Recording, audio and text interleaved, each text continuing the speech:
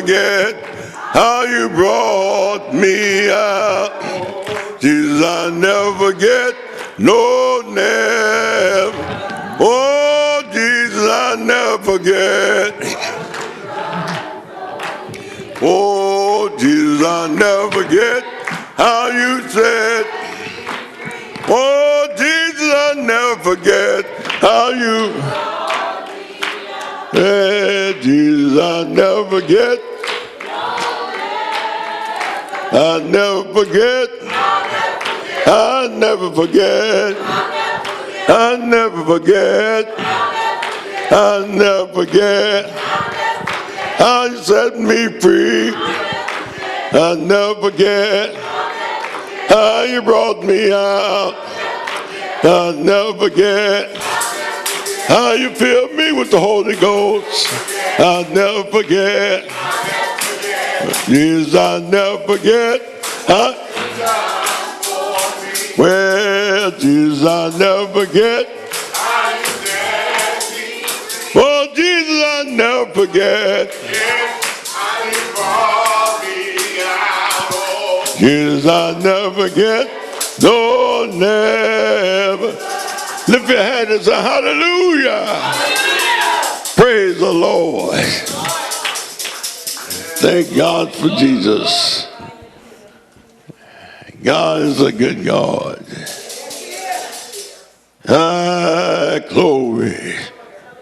Lord, I thank you in the name of Jesus. Lord, stretch out your mighty hand. Lord, move by your mighty power in the name of Jesus. Lord, I thank you. You brought me a mighty long ways with my mind stayed on you in the name of Jesus. I thank you, oh God, for every step I made was ordered by you, Lord. Lord, stretch out your mighty hand today and move by your power. Lord, save today. Touch hearts today. In the name of Jesus. I pray right now, Lord, that you will save somebody. Let somebody say yes to you today. In the name of Jesus. Oh, God, bless our church, Lord.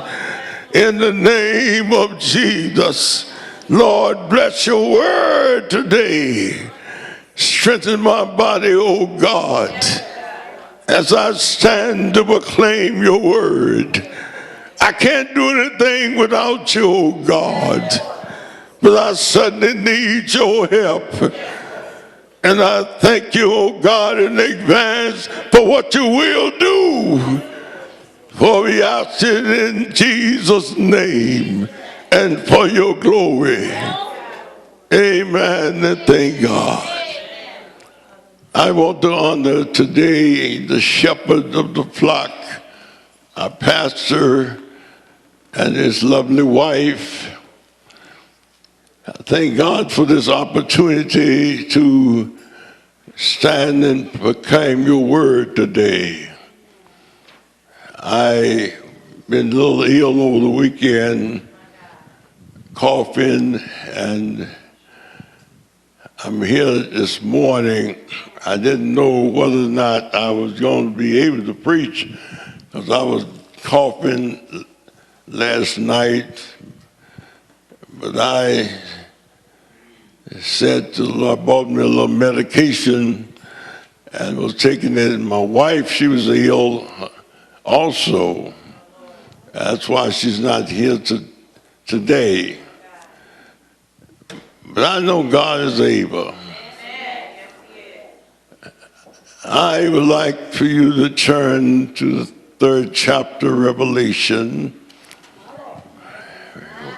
I want to deal with that this morning by the help of the Lord.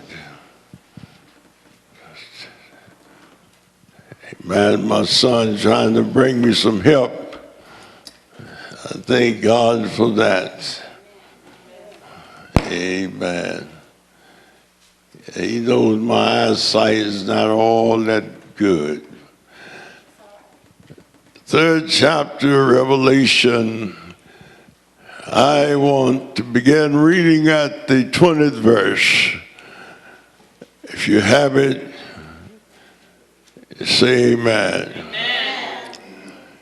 Behold, I stand at the door and knock.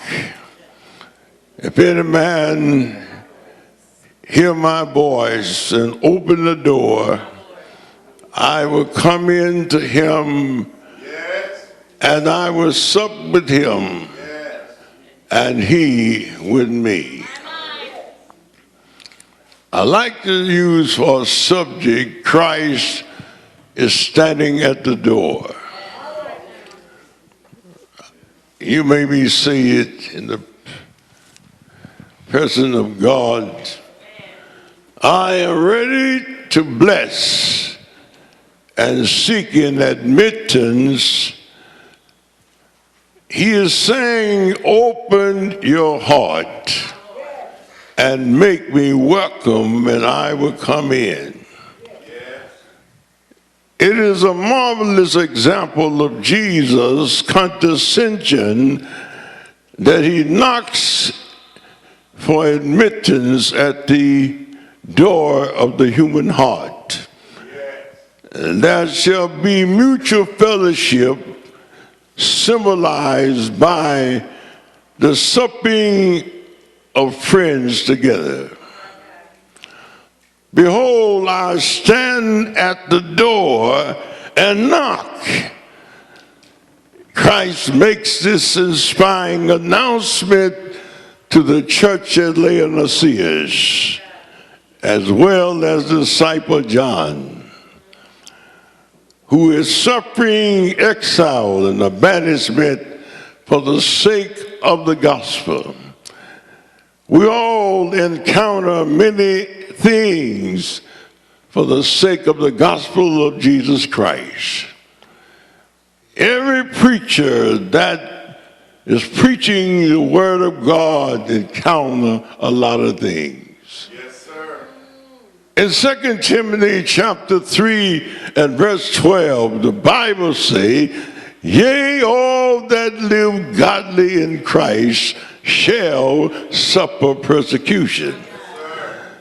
Everyone that living holy and righteous and walking up steadfast for God is going to suffer. Everybody that's sacrificing and putting restraint on their lives is going to suffer. I'm talking about people that refuse to accept what the devil put before them. Going to suffer persecution.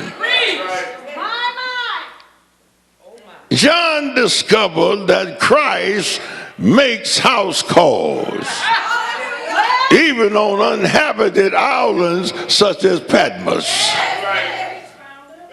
Somebody will say amen. Many who are engaged in the helping profession today do not make house calls. Our lawyers and our doctors usually require us to schedule an appointment and then come to their office during their business hours before they can evaluate our problems. Our text also demonstrates that Christ will go to his disciples when and wherever they are in trouble. Now the psalmist in the 46th chapter, a number of psalms, and the first verse tells us that God is our refuge and our strength, and he's a present help in trouble. When you get in trouble, you can call on Jesus. Somebody say hallelujah. Call on him whenever you're in trouble. Thank God you can call on Jesus. Somebody say hallelujah. Jesus Christ actively attempts to be included in our situation regardless of their seriousness or gravity. The Laodicean church had entered into a lukewarm state of extreme apostasy and backsliding, and did not know the true state of their spiritual condition. The lukewarmness of the church is one of compromise, and they were compromising with the world, and they resembled, praise the Lord, its surrounding society, and they were wretched and miserable. Right. In the 17th verse of the 3rd chapter of Revelation reveals their condition, because thou sayest, I'm rich and increase with goods and have need of nothing. Now look at the condition of the Laodicean church. And knowest not that thou art wretched, miserable, poor, and blind, and naked. They were unconscious of any want. This is a sadly descriptive of the spiritual state of the Laodicean church. Sinners need to realize that is not how do they evaluate themselves, but how does God see them, which really matters. Amen. When God looks at you, or looks at a sinner, amen, and see that they need more than what they think they need. Somebody say hallelujah.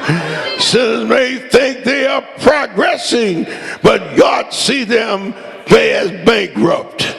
God see that you need more than you think you need. Somebody say hallelujah. Sinners may think that they are wise, but God, the Bible states that the fool says within his heart that there is no God. We may think that we are progressing, but God sees that we are failing. Christ, amen, harmony knocks at the door instead of calling persons, amen, calling person into his presence. Christ takes the humble position of knocking at the door of our captivity, amen, and spiritual indifference. His life on the earth, amen, from the incarnation until his ascension was bathed in humility. He left heaven's glory and came to earth's shame.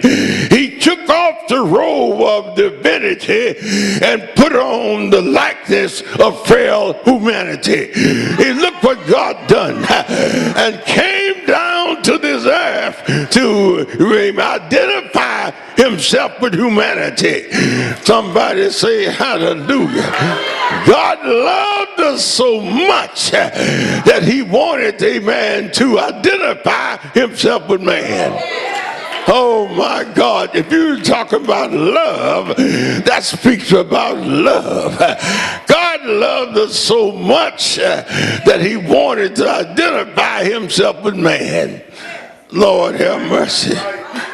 Oh my God, he was born in a stable and reared in a stable home. He encountered life enemy and tasted pain and disappointment. He died among thieves and was buried in a borrowed tomb.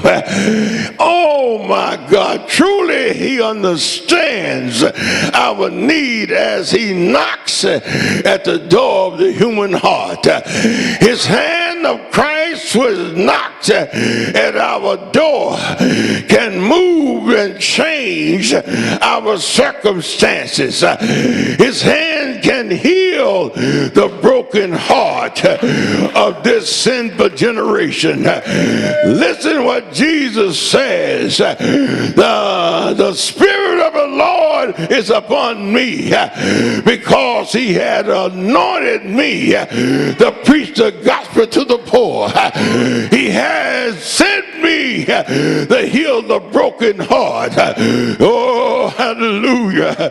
He has sent me to deliver the captive and recovering the sight to the blind and to set at liberty them that are bruised. And not only does he knocks at the door, but Christ also calls men into his presence. He appeals to the individual to respond to his attempt to be our Savior. Any man hear my voice, we must, amen, acknowledge and respond to the voice of our Savior.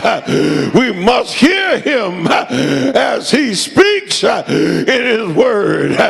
God talks to us when we read his word, as he speaks to us through his ministers, as he speaks through his disciples, as he speaks through his witnesses, as he speaks through his saints. Amen. As a living epistle to be read of all men. Christ speaks to those who let their light so shine before men, they may say, amen, see your good works and glorify your Father which is in heaven. Somebody say amen. Christ speaks to us and claim us to be his very own. In 1 Peter chapter 2 and verse 9 declares, you are a chosen generation, a royal priesthood. Somebody say amen.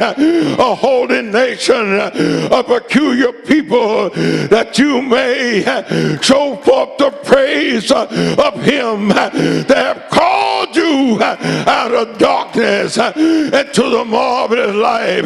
Say amen. Somebody say glory. Hallelujah. Praise the Lord. The questionable preposition. Jesus is saying, if you would open the door, I will come in.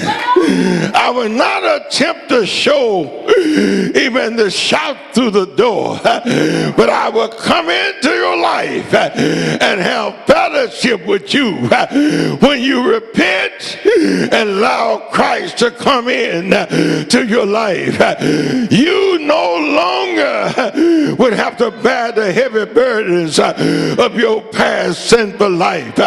You no longer would have to stumble around in the darkness. He will fill you with the Holy Ghost when you repent and surrender your life to him. What I'm talking about when I say surrender, that means you got to give up that boy, you got to give up that man, give up that woman, give up that semen alcohol, give up that dope. You got to turn it loose and let him come in your life. Let him come on in. He will fill you with the Holy Ghost.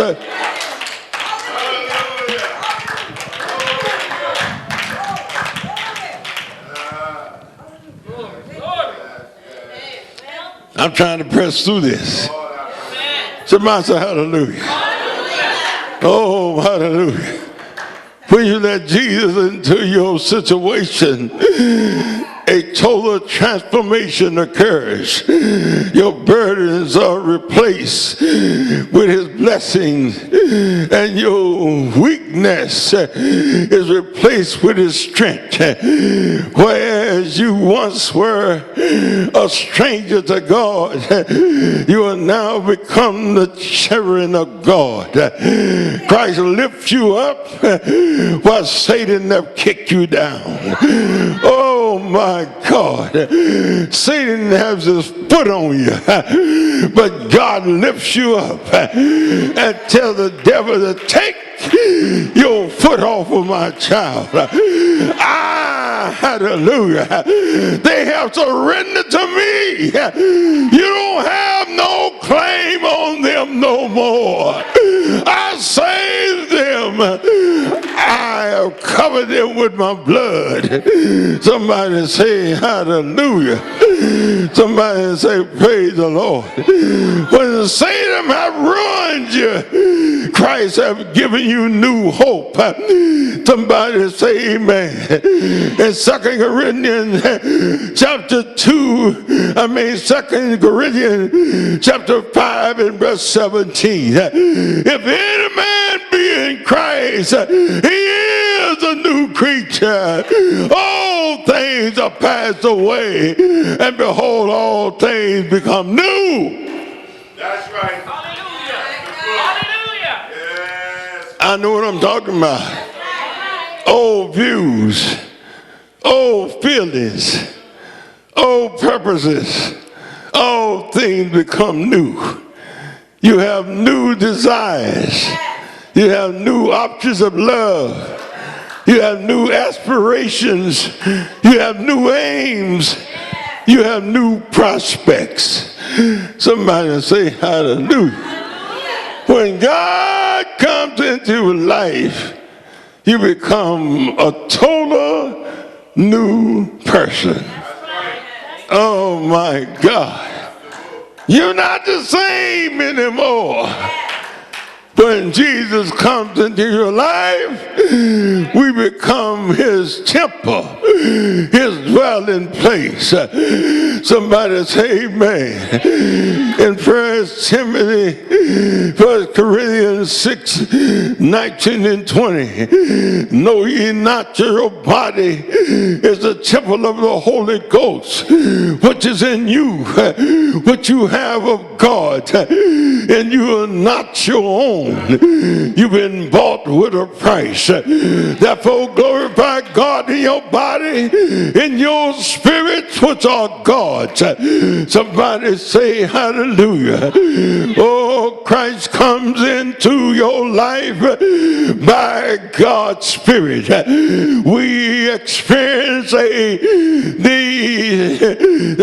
distinctive difference in our attitude and perspective. The spirit of revenge have gone and are now replaced by a spirit of forgiveness. We now have a spirit of compassion instead of a spirit of selfishness. We have peace instead of hostility, and humility where there was once pride. The Bible tells me that he that raised up Christ from the dead shall also quicken your mortal body by his Spirit that dwells in you. Somebody say amen. Christ comes in your life by his word. The principles of salvation which are revealed in the word of God now becomes the cornerstone of our living. The word becomes the basis and foundation whereupon the Christian builds his character. The word instructs him how he is to conduct his affairs and handle his responsibility. The word would help him to choose his relationships and teach him how to build for the future. The psalmist in 119 and verse 9, he asks and answers the following questions. Wherewith shall the young man cleanse his ways? By taking heed thereunto according to his word. Amen. Let us follow David's instructions in 119 and 11. The words have I hid in my heart that I might not sin against thee.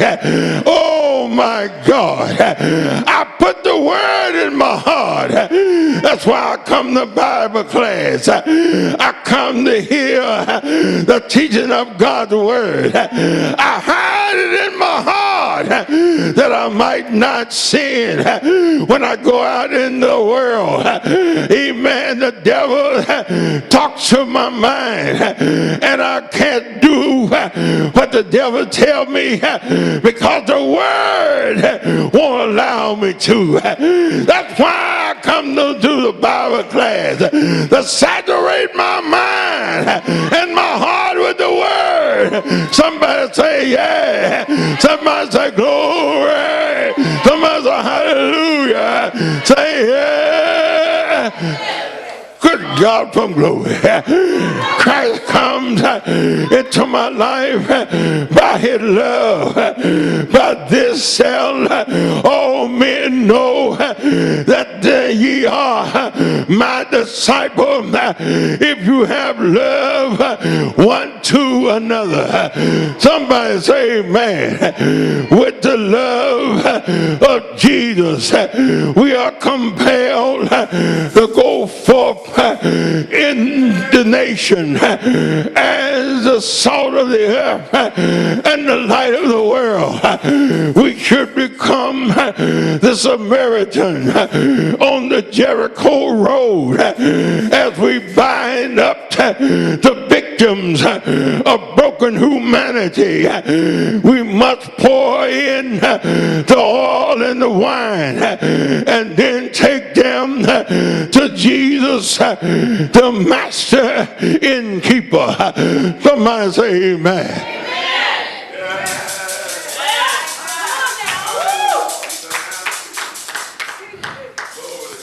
Oh my God.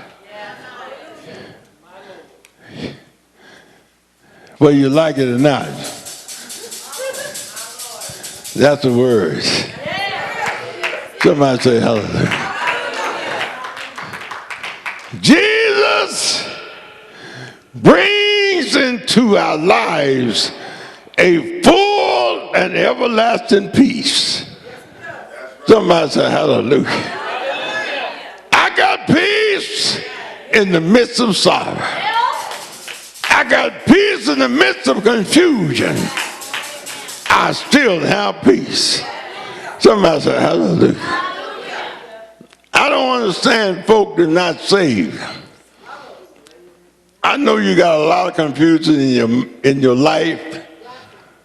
You're depressed on every side. But I got peace. I've been saved over 50 years. And when they have kept me sane, when they have kept me, amen, with joy and peace was the Holy Ghost. Y'all better say amen. If you want something that can really keep you, you better get the Holy Ghost. The Holy Ghost can keep you from committing suicide. Somebody say amen. The Christian is yet the recipient of the promise of John chapter 14 and verse 27. Peace I leave with you, My peace I give unto you, not as the world give it, give I unto you. Let not your heart be troubled, neither let it be afraid. The promise of yet as sure, just as reliable, just as firm as the one who promised them. Those who possess the peace of God will also be blessed with the contentment in the midst of these perilous times. In spite of the terrible social calamities that plague our communities, we are assured by the Good Shepherd who leads us into the path of righteousness for his name's sake. Only Christ can bring real and lasting joy in the soul of men. For many saints, the acrid situation may be discouraging, demanding, and depressing, but not so with their saints in the future. Because we got it, because we got the Holy Ghost. I got it. Somebody said, I got it like the Bible says. Woo, my God. I got it like the Bible says. Somebody said, hallelujah. When Christ is led into your life, he lets you know with full and complete assurance that heaven is well worth all that we have to face and suffer in order to get there. Don't matter what happens to me, it's worth everything just to get to heaven. I don't know about you, but I'm going there someday. Somebody say hallelujah. I don't have to have the best shoes on. I don't have to have the best clothes on. Don't have to have a whole lot of money. All I have to do is have my soul fixed up right. If I got in my man fixed up right, I'm going to heaven. Somebody say hallelujah. Oh, until that time, we must be patient until the coming of the Lord. We must believe with all of our hearts that what the 1 Corinthians 15:58. Therefore, my beloved brethren, be ye steadfast, unmovable, always abounding in the work of the Lord, for as much as you know, our labor is not in vain in the Lord. Hallelujah.